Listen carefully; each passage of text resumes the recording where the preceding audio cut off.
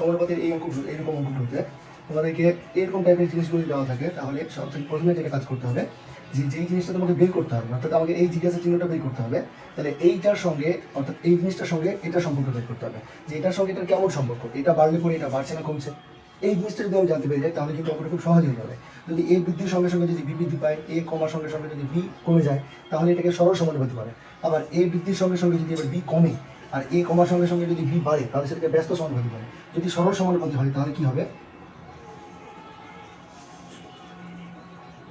সরল সমানুপাতি হলে জিজ্ঞাসা চিহ্নের মানটা হবে, দেখো জিজ্ঞাসা চিহ্নের মান বের করতে হবে, তাহলে সবসময় সিটার উপরে সি বাই এ গুণ বি। আবার যদি ব্যস্ত সমানুপাতি হয় তাহলে কি করতে হবে? দেখো জিজ্ঞাসা চিহ্ন বের করতে হবে, তাহলে এটা তখন নিচে, যেহেতু ব্যস্ত তখন সিটা নিচে, তাহলে এটা উপরে সি নিচে গুণ বি। এটা হবে অ্যান্সার।